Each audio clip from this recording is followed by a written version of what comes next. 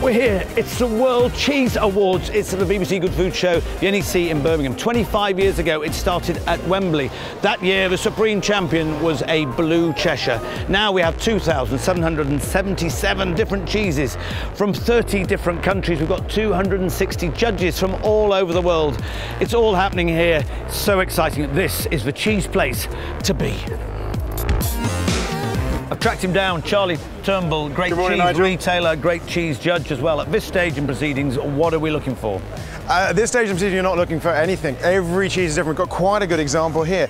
There is nothing in common with these cheeses. So all the things you might want to pay attention to, like rind or curd, or whether it's fully mature or still very fresh, all the judges are having to use their discretion here. At this early stage, we're going to get a few bummers. There's going to be a couple of cheeses that maybe aren't at their best, but already we're beginning to see the really great cheeses coming through. They will be judging some cheeses against type. I mean, we've got here, for instance, what is clearly a Roquefort, so they will be using their discretion to work out whether this is a good example.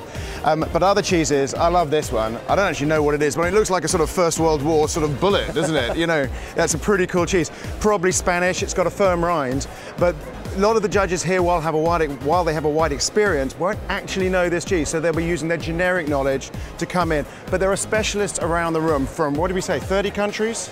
30 countries, so someone's going to know what this is. Someone is going to be able to look at this and track it down.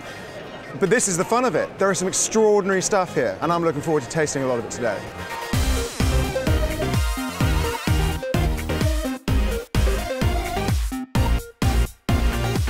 This is a funky looking cheese. It's a bit greasy to touch. What do we think? Olive oil. It's olive oil. Made with olive oil and truffle, black truffle. Oh, jeep, it's got black truffle in here. Oh, you can smell that. Yeah, you get the cheese, yeah, and then the truffle just, really does take over completely after a while, yeah, towards the end. Do you think too much, or do you think it's nicely in balance? This is where we're sort of, this is our dilemma. So what characteristics do you look like? I mean, we're told now this is a pecorino. I think it looks beautiful, it smells beautiful, the texture's really lovely in the mouth, good sweetness. But it was that balance between truffle. Is the truffle hiding the cheese, or is it supporting the cheese?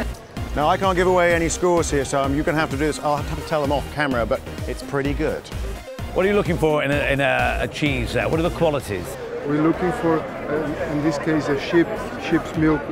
I think it's sweety, not so salty, and creamy. What makes a good Cheshire? Saltiness, because the salt comes from the soil. And as the cattle graze, it goes into the... Because the soil's very important for Cheshire, isn't it? Yes, it is. Yeah. Yes. It's supposed to be the land of milk and honey, Cheshire. Yeah? And what is it in the soil? What stone? Salt. It's the salt actually in the soil. Yes, it's coming up through the cows into the cheese. Yeah, through the milk. What are the really gorgeous things about Cheshire? Why is it still one of Britain's great cheeses? It's the oldest cheese on record. Yeah. And it's very palatable, and it's quite light. Compared to cheddar, it is quite a light cheese, isn't it? So it's just a very, very good everyday sandwich cheese, or just a ideal to have on your cheese board as a comparison to cheddar. Tell me, what is it about this cheese that you thought was so remarkable? It's so well balanced. I mean, it looks great, it smells wonderful, and then you taste it and it's like, it's a mixture of milks, and it's really well balanced, and I really love it. I think this is a great example of a great cheese that makes me take a flight for 17 hours to be here, because then you can try things like this and they just blow your mind. I think it's a great cheese. Gorgonzola is thought to be one cheese, but in fact it's two cheeses, isn't it? Yeah, actually we have a dolce, a mild version, and this is a natural, picante version. So this cheese is very, very special, because normally the paste tends to be very compact and buttery, and there is a nice distribution of the molds in this particular example of Gorgonzola picante. It goes all the way to the edges. Exactly. While on the mild version we have a very liquid spoon Gorgonzola, we call it from time to time. I sell a lot of that one. This must be very compact and buttery.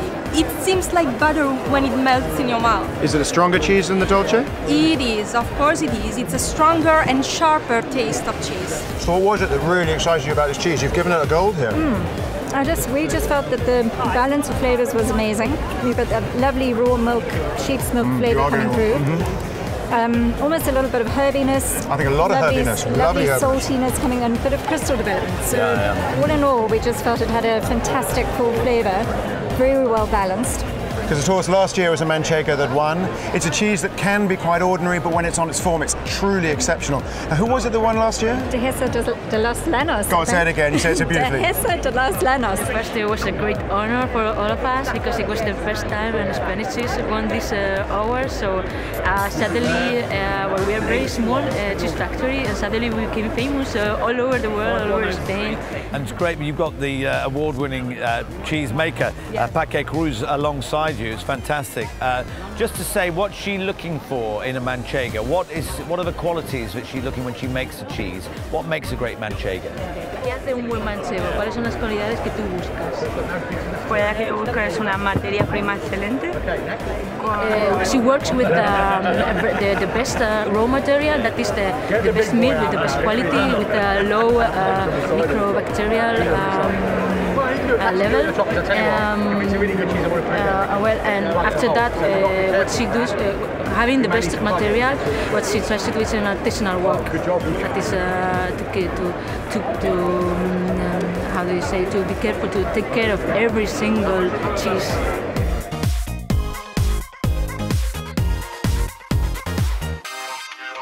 So John, what about the logistics of getting all these cheeses here? Huge task, huge task. We've had 2,777 cheeses. And actually this morning is the easy bit when we've done the judging. The wee bit before, the weeks before actually, is when we have got 10 consolidation points around the world. They're bringing the cheeses in, the producers deliver to those consolidation points. They put them all together and then ship them into the UK or fly them into the UK. We then consolidate them, bring them up to Birmingham and spend the whole day, the day before the judging, sorting out the tables. But 2013 has been particularly difficult. Very tricky year this year for world cheese. We seem to have officialdom not on our side. We historically have imported cheeses from the far corners of the globe, South Africa, Japan, Mexico. This year we've had a big fat no, and we're not even sure who that no is from. Could be the FSA, could be DEFRA, could be a bigger, wider EU directive, but us as the World Cheese Awards are going to find out why we're not allowed to bring in those cheeses from very, very good, small artisan producers from across the world, who, some of which are quite offended by the fact that our legislation is saying their cheese isn't good enough or safe enough to come into the UK. Incredibly annoying. I'm very disappointed because I tried to enter this contest, but I could not make it.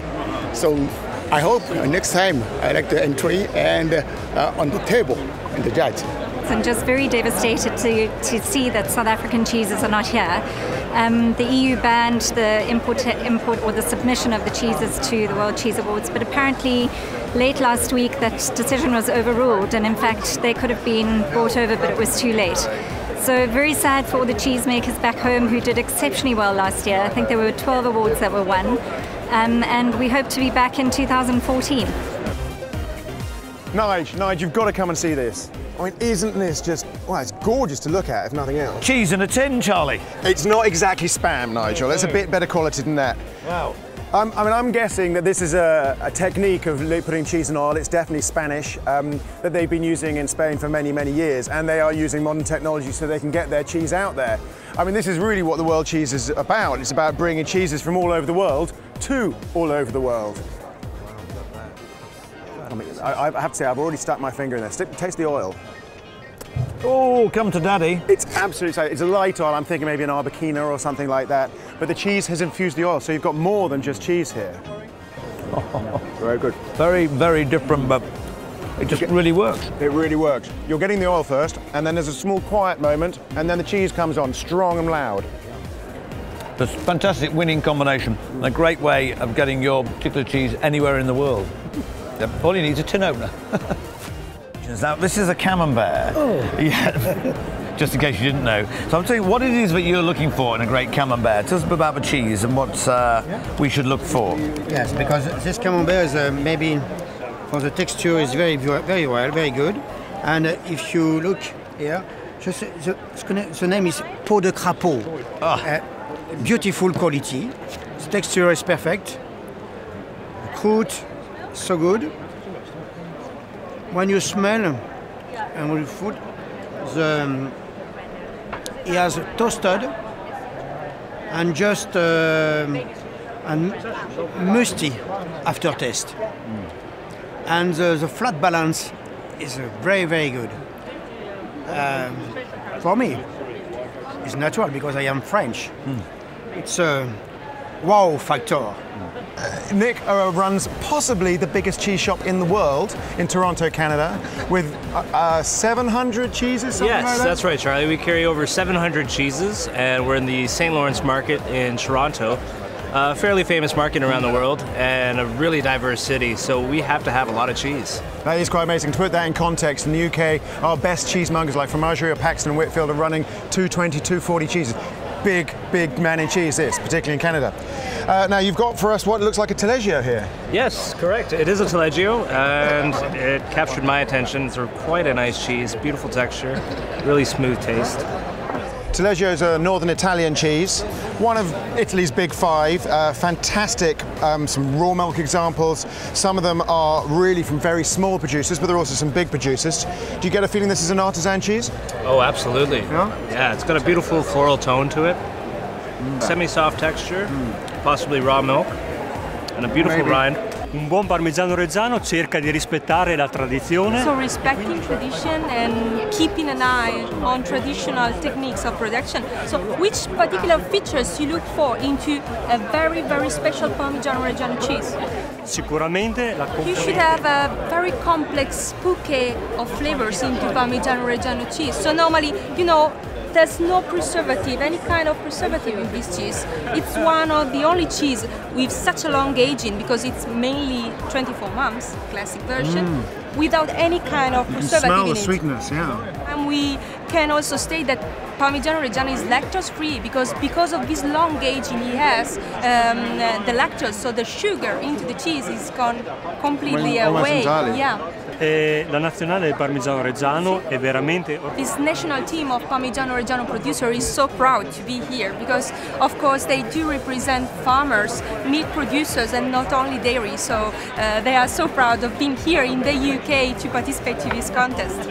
So that goes to show the World Cheese Awards we've got here, not just some new cheeses that we're seeing, but one of the most venerable and greatest of Europe's cheeses represented. Firstly, tell me a bit about the cheese. How's it made and what's the process? Well, it's unique. It's about 700 years history behind it.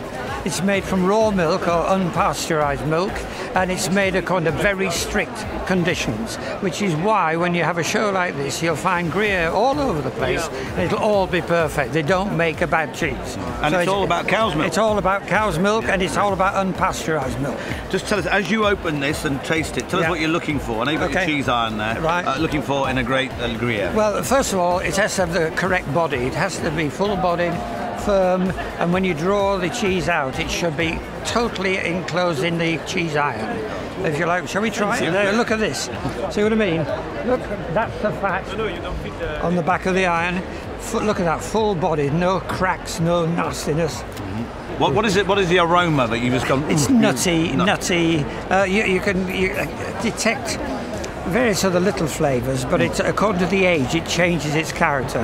The older it is, the more bouquet it has, and the more strength of flavour. But look at that quality. It's the most difficult thing to talk about cheddar, really, isn't it? Because cheddar tastes of cheddar.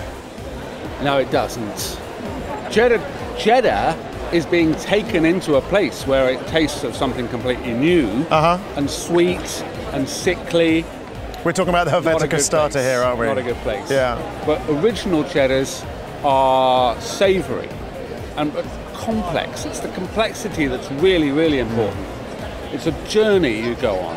And very often, the journey starts with a little pause. And the best flavours always start that way. You go, oh, hang on a minute. So that moment when nothing's happening on stage. Yeah. And then the actors come on. And then they come on one by one. and then you get a little bit of creaminess come around. Okay, we're on the way. Yeah. And then big clash of the cymbals and a great big savoury turns up. So what flavours do you typify in your cheese? I know sometimes we get a bit of that sort of Bovrily Marmite kind of flavour occasionally. Yeah. The really big character, the biggest character of all is roast beef. And sometimes it turns up with all the trimmings.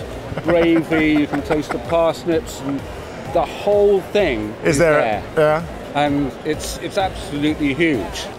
And what are you looking for yourself in a good Stilton? What are the different characteristics? My personal is I don't like it too blue. I like it blue enough, so we get a marriage of flavours. Very ripe. I don't like it unless it's over 8 weeks old.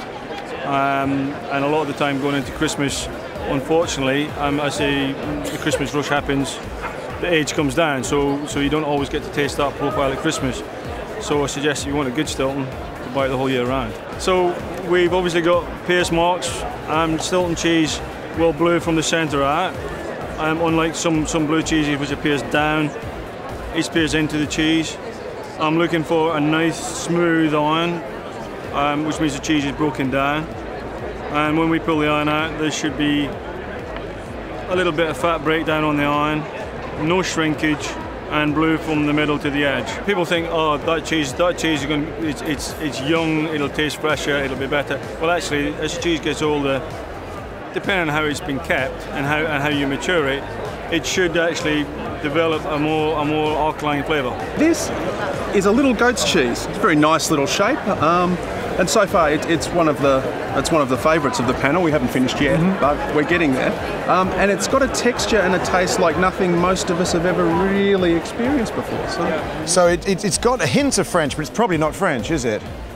Probably not. We were having a bit of a guess about that, and the general consensus is Spanish, and I would always defer to the European judges with that because they see a lot more of these than we do. But yeah, we don't think it's French, but you never know. Yeah, I don't think this is European. I mean, who really knows? One of the things about everything is blind, so these were completely unknown. Tell us a little bit about how it's made and what you look for in a perfect manchego. Right, okay, the first thing that you have to take into account is that to have a real manchego, it has to be made with the manchego breed milk. It's a sheep's milk, but from the manchego sheep. That's right, okay, excellent. And then the other thing, which is quite typical, is the rind, okay? This is quite typical. This is Sparta grass, well marked, you know. It has to be natural rind, of course, and in most of cases it's covered with olive oil, you know, which gives extra flavor as well to the cheese, okay? This is a Gouda that we didn't even have to know was a Gouda, because all the notes, all the nuances that you recognize from a very good Gouda were present at once. You got it as an impact in your mouth when you tasted it, and it developed very well, and the balance was outstanding. So we were hesitating when looking at our different goals, and we said the one that really talks about traditional cheese and present the cheese 100% was the Gouda. Sort of an icon of its style. Yes. You've found your Super Gold already. We did, and you know what we really liked about this cheese, aside from the fact that it's just really a beautifully made cheese. And the aesthetics, we all agreed it'd be a pleasure to have on the counter just because it would draw you in. Beautiful. When we took the sample and we all tasted it, we felt that it had everything that we were looking for from a standpoint of being a very round cheese. There wasn't any real spiky features to it. It had a really great balance, yeah.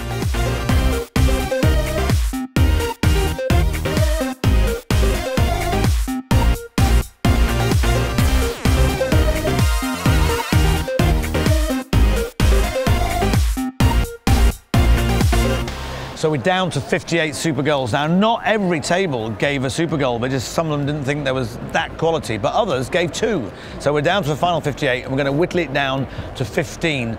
Each of our judges is going to champion a cheese. Now, Charles Campion, I know you're clutching that one firmly. It's an unseemly scramble. Yeah, I bet. There's a lot of unpleasantness as people elbow their way to the cheese of their choice. Yeah. You've got yours. I'm happy with this chap. Yes, I think he'll go pretty well. I wonder if there's any more of it, because otherwise you and I could polish off that quietly. There is always that. Yeah. Oh, good. Well, I hope, fingers crossed for it, and I look forward to you championing it suitably. And I will. Yeah. Campion's off. As am I.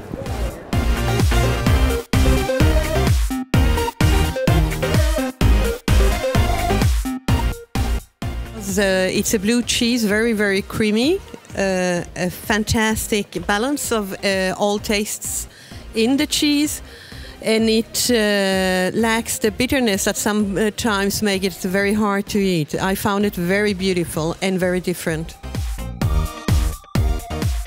The reason why I picked this one, it is in form, it's a truncated pyramid. And as you quite rightly said, covered in silver birch ash. What you're going to get is just a wonderful paste interior, and you're going to get that lemon, you're going to get a hint of salt, potentially a little bit of woodiness, and I think it rock and rolls, fellow judges. I think it deserves a 5. I'll leave it up to you to decide what point you would like to give it. Thank you very much.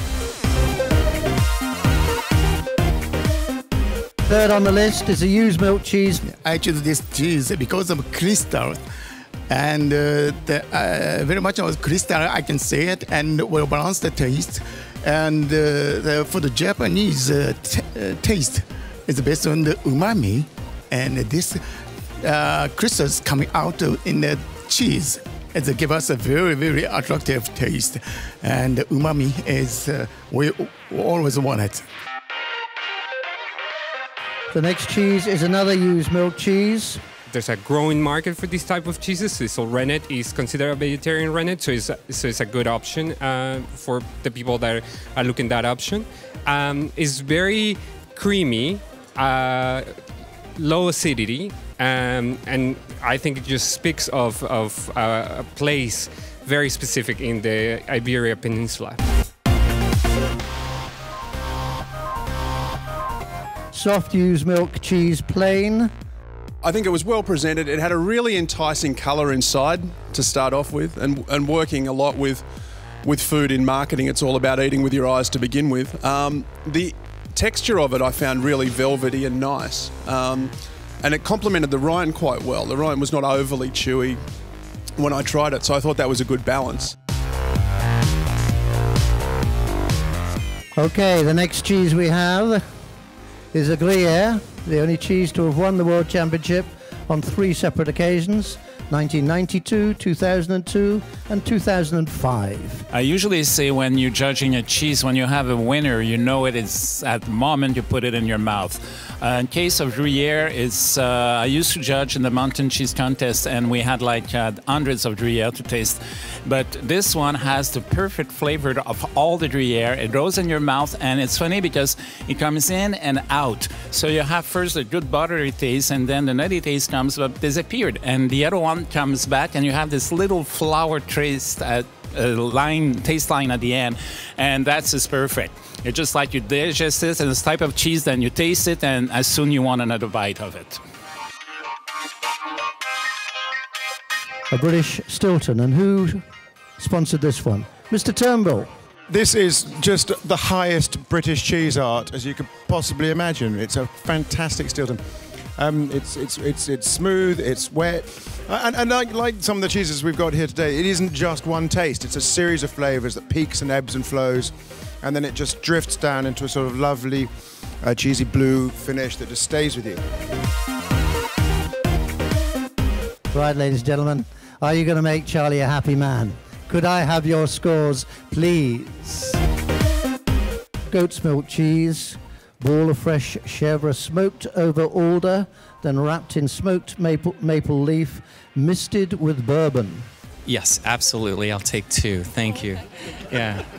It's a discovery by opening up the leaves, and then you note the fresh chèvre, and then you get an aromatic waft of this light smoke, and then by tasting it, you get this really fruit essence that comes through, and then the goat cheese flavor comes through. It's very clean, it's bright, a little bit of citrus, and then followed by fruit, and then a subtle hint of smoke.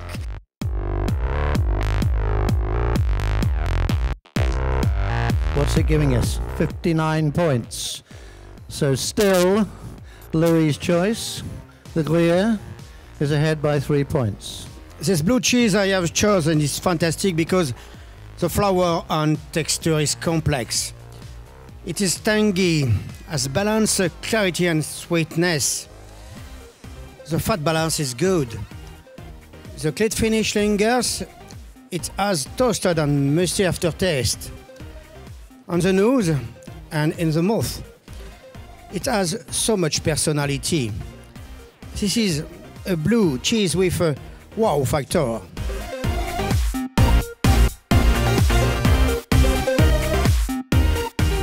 Oh, what have we got? What have we got? 63, Louis. It's a bad day. This is a blue cheese awarded a PDO. It is another Stilton. This particular cheese is beautifully creamy. A hint of bitterness in the beginning, but it develops into a wonderful creamy blue flavour. It really is the king of British cheese. I think it reflects the wonderful freshness of the pastures that the cheese is made from. It really is a wonderful cheese. Very well worth the championship.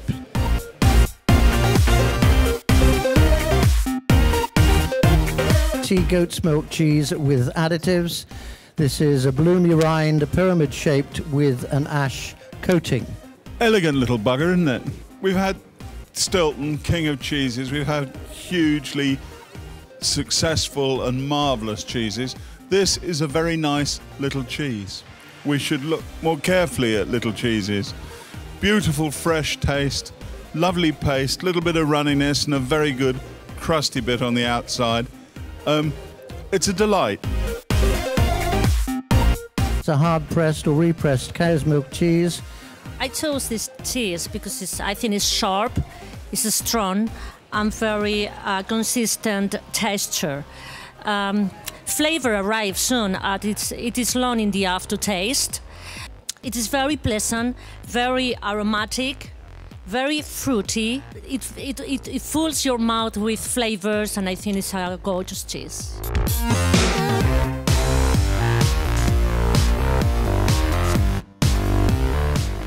It's a cow-sheep milk blend. It's hand-dusted with smoked Spanish paprika.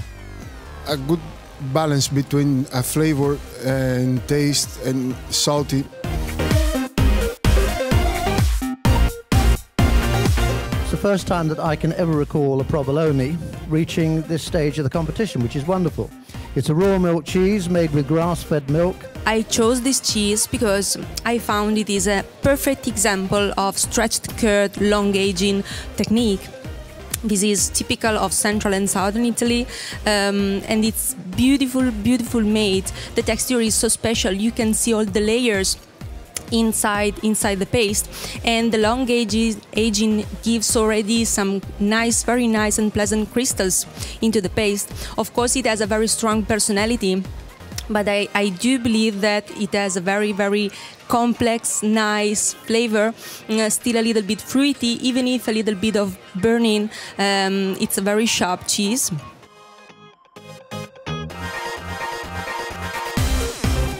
$50 points. So we still have that blue cheese in the lead with 63 points. But we have one final blue cheese. I absolutely love the cheese, simply initially because it just looks so beautiful visually, and I'd never seen anything like it before. It has a slightly blue-grey, almost bloomy rind. And not only then did it catch my eye, it really delivered on the flavor and the creaminess, exceptionally creamy, a lovely melt in your mouth texture, with a subtle, slightly sharp but very subtle blue flavor coming through. I did love the simplicity of it. I thought it was great, and the blue flavor doesn't over-dominate or overpower the cheese. Please, may I have, for the last time, your scores? Got to be close, isn't it? That's it?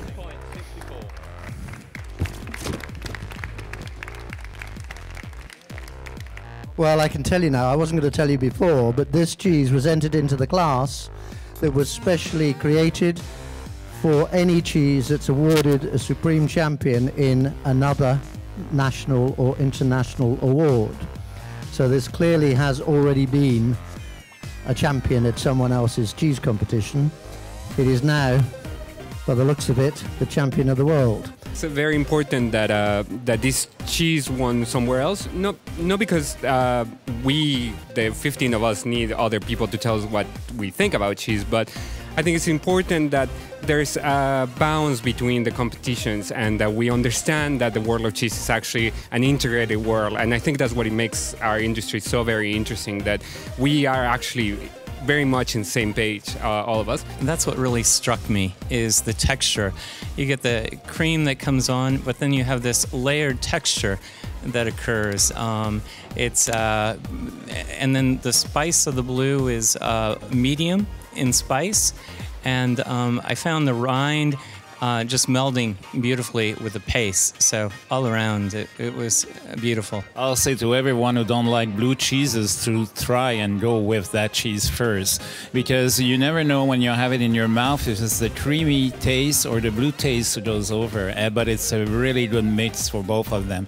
And I think when David Dremel said that he knows his blue, you have to know that this guy wants the best cheese of North America since so many years with his blue cheese, so he knows what he's talking about. But this one here, and we are blue cheese producers too, and I would love to produce a cheese like this because it's a very, very creamy, and that's the perfect mix you can have for blue cheeses. The two cheeses on 63 and 64 look so similar. Is it possible that they are the same producer? Well, what's a truly remarkable day? 2,777 cheeses have come down to this, the Supreme Champion. First time in 25 years. Since the awards began, that we've got a German winner. It's a cow's milk cheese from Bavaria with the very un-German name of a Montagnolo Affine. And it's a blue, creamy cheese which the judges loved. But in second place, by 1 point, what was the cheese that came second? This cheese, Nigel. This cheese was indeed second, too. Not this very cheese, another cheese from the same batch, which came through another channel. You can enter them into different categories. They both came through and got first and second. So truly brilliant cheeses. And may I say, testament to our judging process, Nigel. It's gone through there, 261 judges, 2,777 cheeses, you say. How consistent are our judges' palates to throw this one up as 1 and 2 in the world? Yeah. Impressive. Yeah, very impressive. And in third place, a serial winner, a great part of the world to make cheese. Our old friend, the Gliar AOP, made by Von Mühlenen. It keeps cropping up, it keeps coming back. It's clearly a good one. So the German and the Swiss taking the honours this year. Well done. Good health, Nigel. The Cheers. team, the World Cheese Awards, fantastic. The winning cheese. A glorious day. Where are we going to be next year? Who knows? Well, John certainly doesn't. So wherever we are, we'll see you next year. Thank you.